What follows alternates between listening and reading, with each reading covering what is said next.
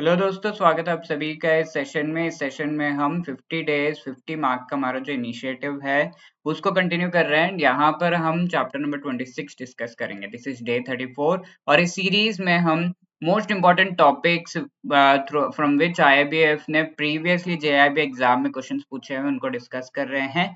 And इस session में specifically I and IFS के इंपॉर्टेंट टॉपिक्स जिससे प्रीवियसली क्वेश्चंस आए हैं, कौन से क्वेश्चंस पूछे गए हैं एंड कौन से क्वेश्चन आगे पूछे जा सकते हैं, वो सब कुछ डिस्कस कर रहे हैं। Before moving ahead let me just remind you, if you are preparing for the JAIIB exam तो आप हमारा मास्टर कोर्स अवेल कर सकते हैं फॉर गाइडेंस। इसमें आपको जो है recorded videos, very short recorded videos along with that each and every chapter के साथ MCQs, full length mock test, short notes, live classes before the exam, सब कुछ प्रोवाइड किया जा रहा है चारों कंपोनेंट से रिलेटेड एंड इंडिविजुअली ऑल्सो।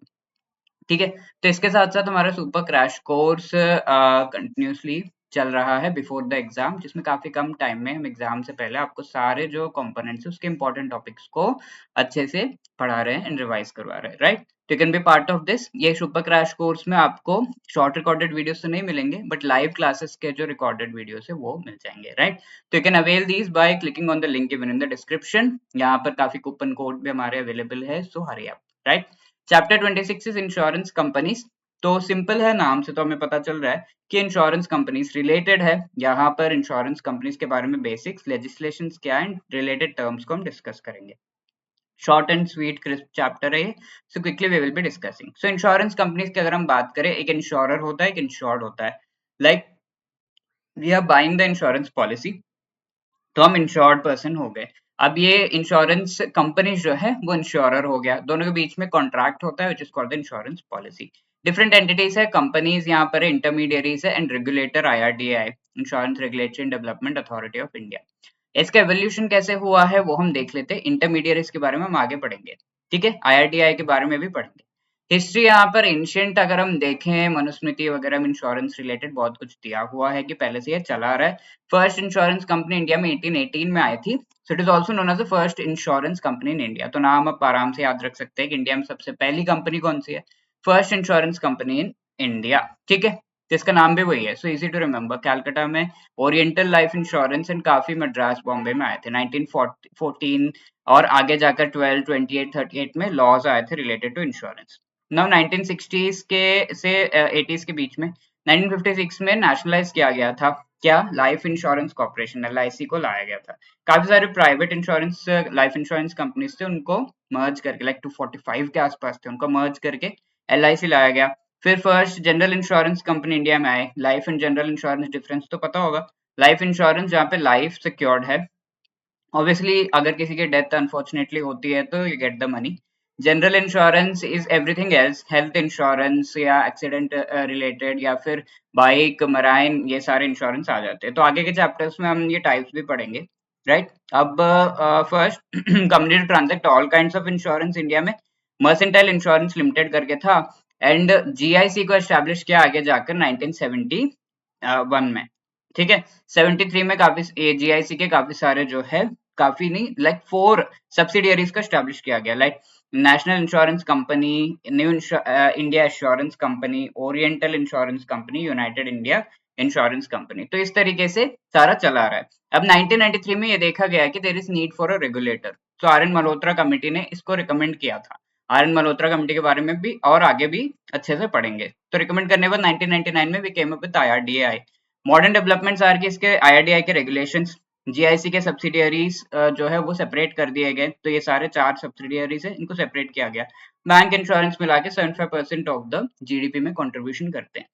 अब जो इंश्योरेंस कंपनीज में फॉरेन इन्वेस्टमेंट आ रहा है, ठीक है, एफडीआई जो आ रहा है इंश्योरेंस कंपनीज में वो 26% तक अलाउ किया गया था। इससे ज्यादा फॉरेनर्स किसी एक कंपनी में स्टेक नहीं होल्ड कर सकते। अब 2000 में इसको जो है 74% तक इंक्रीज कर दिया गया 2021-22 में, ठीक है। अब इसके अलावा आईआरडीएआई 2019 में 100% एफडीआई अलाउ कर दिया इसने इंश्योरेंस इंटरमीडियरीज में। Okay, remember we discussed about 3 entities, एक तो कंपनीज, एक इंटरमीडियरीज, एक रेगुलेटर। तो कंपनीज में तो 74 है, इंटरमीडियरीज में 100% है। तो इंटरमीडियरीज कौन है आगे देखेंगे। अब इंश्योरेंस रिलेटेड डिफरेंट एक्ट्स हैं, लाइक इंश्योरेंस एक्ट ऑफ 1938, फिर एलआईसी एक्ट ऑफ 1956, क्योंकि उस समय ही इसे जो है लाया गया into existence. And the third one is 1972 का general insurance business nationalization act. ठीक है, तो ये सब हम डिस्कस करेंगे, but before that let us see a few terms. यहाँ पर अगर हम देखें insurance penetration and density are the two terms. तो इंश्योरेंस का टोटल प्रीमियम अमाउंट किसी भी कंट्री में कितना आ रहा है वो इंश्योरेंस जो सेक्टर है उसका परफॉर्मेंस को डिफाइन करता है। तो प्रीमियम अमाउंट अगर हाई है, in that case the insurance penetration and density will be high.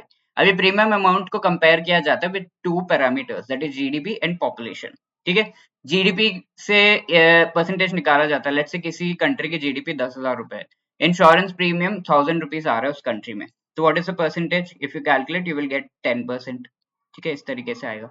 इसी तरीके से अगर आप एक कंट्री ले लो, 10,000 रुपए, 1,000 रुपए उसका प्रीमियम अमाउंट है, और उस कंट्री में 100 पीपल है, तो what will be the insurance premium पर पर्सन 10 रुपीज का बन रहा है, that is called insurance density. You can remember population density, क्योंकि डिनोमिनेटर में पॉपुलेशन है, तो premium amount by population is insurance density. Insurance penetration is premium amount by GDP का परसेंटेज। ठीक है, सिंपल है। अब ये लॉज देख लेते हैं। इंश्योरेंस एक्ट ऑफ 1938, तो फाइनेंस मिनिस्ट्री के अंडर था पहले इंश्योरेंस, कॉमर्स मिनिस्ट्री के द्वारा किया जाता था इंश्योरेंस विंग जो है वो। अब कंट्रोलर ऑफ इंश्योरेंस के द्वारा रजिस्ट्रेशन इंश्योरेंस कंपनीज का इंडॉल किया जाता है।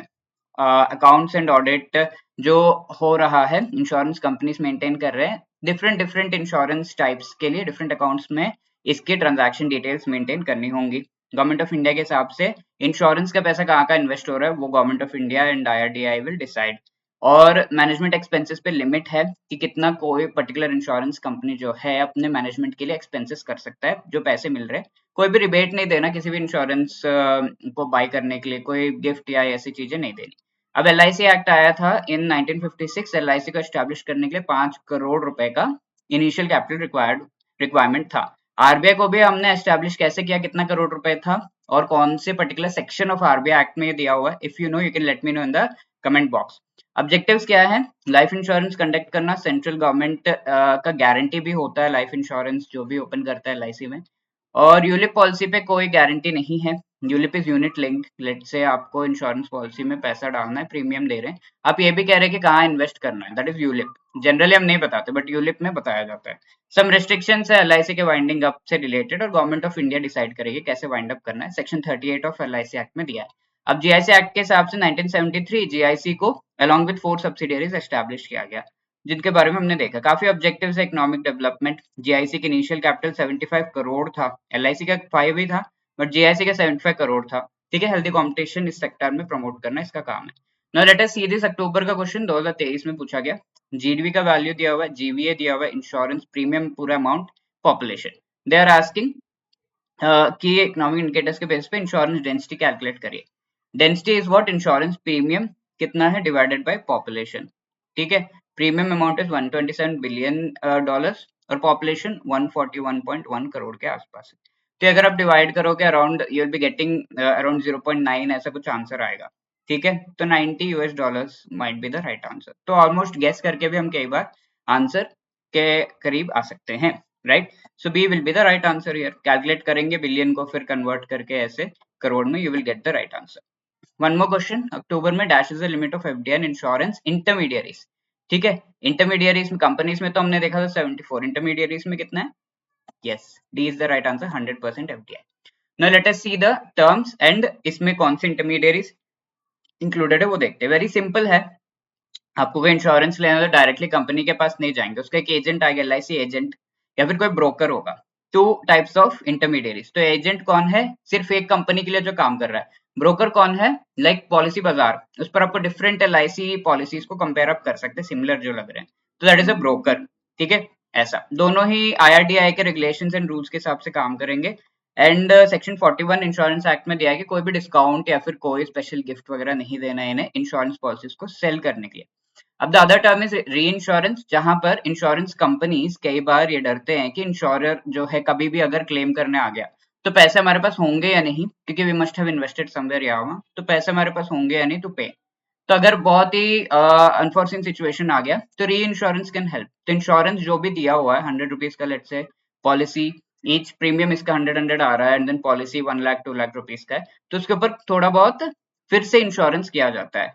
कि अगर हम पेमेंट नहीं कर पाए तो यू कैन गिव द री insurer can give the money, है ना, सिंपल है। तो कुछ अमाउंट जैसे 100 पॉलिसीज में से at least 10% you have to go for reinsurance, ये कंपल्सरीली IRDAI के द्वारा बोला गया कि करना है, ठीक है। री इंश्योरर इंडिया में काफी सारी कंपनीज है, बट गवर्नमेंट के द्वारा एस्टैब्लिश्ड कंपनी एक ही है, गवर्नमेंट के द्वारा एक ही कंपनी री इंश्योरेंस प्रोवाइड करता है, उसका नाम है GIC री, ठीक है, RE करके। तो this is a thing. And compulsory री इंश्योरेंस को सीडिंग कहा जाता है, क्या कहा जाता है, सीडिंग। तो कई सारे ऐसे कंपनीज है, सेशन कंपनी से कहा जाता है, तो इंश्योरर इंश्योरर जो भी है इंश्योरेंस कंपनी से उनका थोड़ा पार्ट जो इंश्योरेंस पॉलिसी है उस पर री इंश्योरेंस वो जो है क्रिएट करते हैं, दे कॉल्ड सीडिंग कंपनीज। तो ऐसे मैंडेटरी है थोड़ा सीडिंग जो किया जाता है। और as I told you GIC re is the sole national reinsurer in India, ठीक है। अब insurance repository is another term. जो भी इंश्योरेंस पॉलिसी से पहले तो आपको पेपर मिलता था, बट अब ऑनलाइन हो गया ई इंश्योरेंस, तो वो मेंटेन करने की डिपॉजिटरीज की रिक्वायरमेंट है, 2013 में लाया गया, पेपर से ई फॉर्म में करेंगे करके। लाइफ इंश्योरेंस पेंशन प्लान के लिए ये एप्लीकेबल है। ई फॉर्म में लेकर आना, उसका डेटा मेंटेन करना, वो खुद पॉलिसी सेल नहीं कर सकते, बट पॉलिसी जो बाय किया है कस्टमर्स ने उसको ई फॉर्म में कन्वर्ट कर सकते हैं, ठीक है। फास्ट चेंजेस को रिफ्लेक्ट किया जा सकता है, एफिशिएंसी ट्रांसपेरेंसी यहाँ पर अवेलेबल होता है। तो प्रेजेंटली 5 लाइसेंस्ड एंटिटीज हैं जो ये डिपॉजिटरीज का काम कर सकते हैं इंडिया में। NSDL central insurance repository, SHCIL, Karvy, CAMS, ये कुछ रिपॉजिटरीज हैं जो कि इंश्योरेंस को पॉलिसीज को जो है ई फॉर्म में कन्वर्ट कर सकते हैं। अब there is an e insurance account, ठीक है, आप बैंक अकाउंट ओपन करते हैं वैसे ही इंश्योरेंस से रिलेटेड एक ऑनलाइन अकाउंट ई इंश्योरेंस, जहाँ पर ऑन इलेक्ट्रॉनिक फॉर्म में सारे इंश्योरेंस पॉलिसीज को आप मेंटेन कर सकते हैं। तो इससे रिलेटेड दिया हुआ है कि एनी 5 ऑफ द रिपोजिटरीज में आप ई इंश्योरेंस अकाउंट ओपन कर सकते हैं। एच पर्सन एक अकाउंट ओपन कर सकता है, आपको एक यूनिक अकाउंट नंबर, आपको ID क्रेडेंशियल्स मिलेंगे एंड फ्री ऑफ कॉस्ट आपके लिए ओपन होता है। अगर आपने इंश्योरेंस पॉलिसी बाय किया है, you can convert it into demat format and E insurance account आपका खुल जाता है फ्री ऑफ कॉस्ट। अगर आपने पॉलिसी नहीं भी ली है, you can open the account and then buy the policy converted into e form, ठीक है। Even without buying you can open an account, ठीक है। अब यहाँ पर अगर जो भी पर्सन जिसका इंश्योरेंस अकाउंट है उसका डिमाइज हो जाता है, अगर डेथ आ जाती है उनको, तो उन्होंने दो टाइप के पीपल को असाइन किया होगा, एक तो नॉमिनी, असाइनी, या फिर ऐसा कोई पर्सन जो कि रिप्रेजेंटेटिव है। तो रिप्रेजेंटेटिव को उस इंश्योरेंस अमाउंट को यूज करने का राइट्स नहीं होता, ही कैन ओनली जो है उससे रिलेटेड थोड़े चेंजेस ऊपर नीचे, but can not use take the benefit of the insurance amount. But nominee या असाइनी इंश्योरेंस अमाउंट का यूसेज कर सकते हैं, एक्सट्रैक्ट कर सकते हैं मनी, ओके, इस तरीके से दिया हुआ। Now answer this question, which of the following is not correct with respect to insurance brokers? Brokers are bound by code of conduct by IRDAI. Yes, they are bound. Not permitted to levy any fees for the advice. Yeah, they can represent only one insurance company. They required to be licensed by IRDAI. तो brokers multiple insurance companies को represent करते हैं, not only one. ठीक है, अगर ये आपका agent है तो only one insurance company. Then ये जून में पूछा हुआ question, which of the following are the insurance depository licensed by IRDAI? NSDL, Central Insurance, SHCIL, Karvy, ठीक है। तो इनमें से कौन सा आपको सही लग रहा है? तो obviously all of them are correct, चारों ही इसमें हैं। अब ये आपका क्वेश्चन है ई insurance account related, you have to just go through the question and you have to answer this. E-insurance account has a unique account number. Each account holder ID and password उसे मिलता है। ई insurance account free of cost मिलता है, दोनों चीजें सही है, but individual who does not have insurance policy can not open, तो ये तो गलत है ना। So 1 and 2 only, A is the right answer here. This is your homework question, please pause the video and try to answer this, okay. ये जैब के जून में पूछा हुआ क्वेश्चन है।